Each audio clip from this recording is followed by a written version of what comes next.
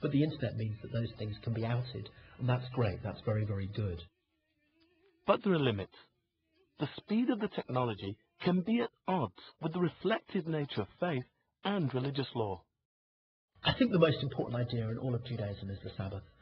And the Sabbath is about stepping back from, we call it malacha, work. And that means computers go off. And it means that the whole way that you think changes. It also means that you can't really have a Jewish service on the internet, on Sabbath, on festive occasions. Very often you feel that in this increasingly online world, is that if you don't have the counterbalance, if you don't have something meaningful offline, you can get a little bit sidetracked just trying to connect to God ethereally or ethernetly means that you'll miss something quite important.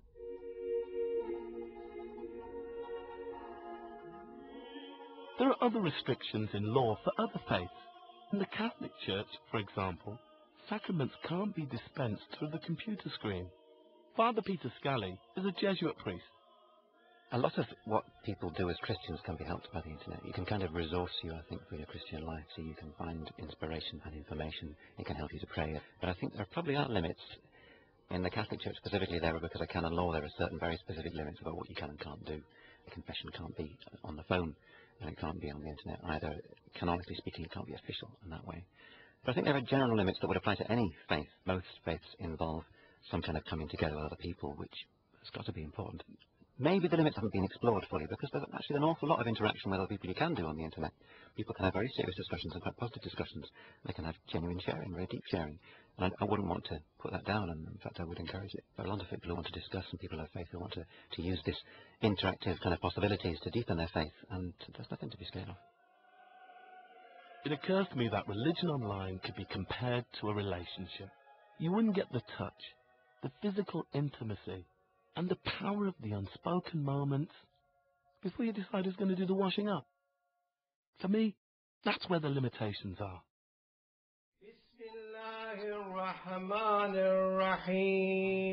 At the Iqra School, Oxford's first full-time Islamic school, I was able to join the students as they were learning recitation with their imam. These young girls grew up with the internet as an integral part of their education. They're aware of its application for learning, like a reference book to help them with their homework.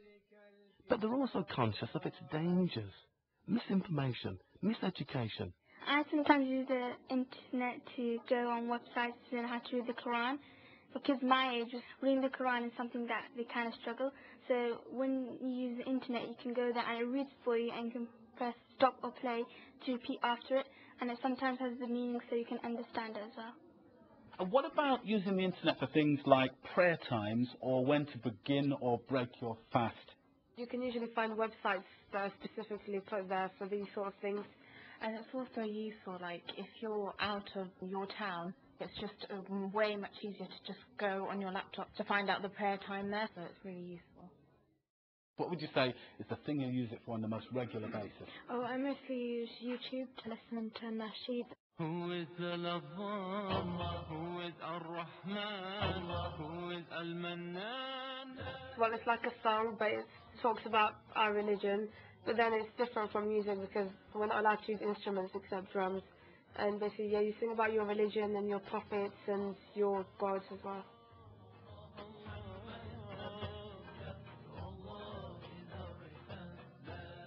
Put your hands up if you use the internet to download nasheed, Islamic music. Everybody! 100% score there. And also, there's like this comedian on there who like talks about Islam and like... Who's that? Brother Ali. All right, okay, yeah. Is it good? Yeah. Give me one of his jokes.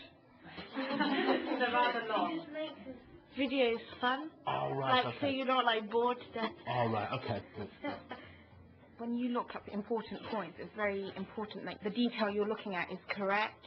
So you'll have to check up on who's reviewed and literally written this site. Sometimes websites are deliberately made to spread wrong information, so you've got to be careful of that. And people like send emails like, don't go on this website and things like that. Could you imagine your faith without using the internet? it wouldn't really affect the religion as a whole. It would affect us because having the internet has just made it easier for us to access the information. Well, I'm sure if there was an internet, life would be harder, but I'm sure it would last without it because there's usually another way to get to something. I don't think it would make a difference to my religion, but maybe my social life.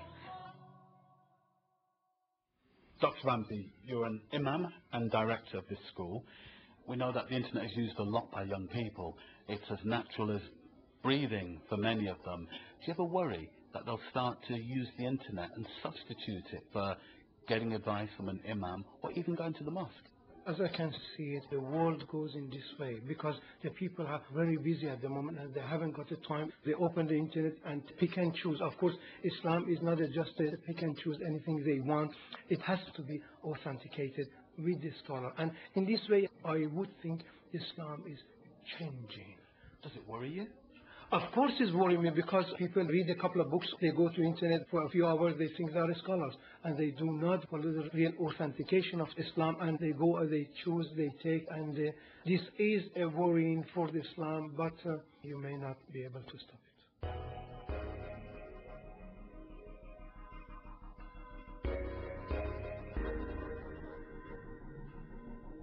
I heard on the radio coming here that the online sales are the only part of the economy that's actually growing at this point in time, and it just shows how the internet has revolutionized the way in which we shop. It's revolutionized the way in which people socialize.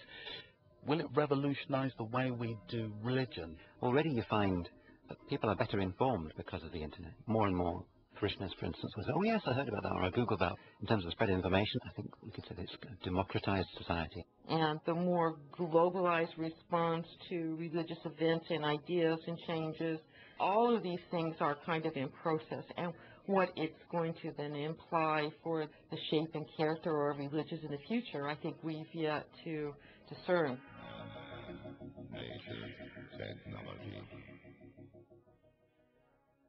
We have an economic crisis. We have huge concerns over climate change. But we also have a concern over quality of information. In fact, I think it might be fair to say we're in an information crisis as well. People didn't know the economic crisis was coming. That was a crisis of information. It wasn't just greed. People thought they knew things they did not know. So there's probably no more important thing we're teaching in schools right now than the critical evaluation of alternative sources of information.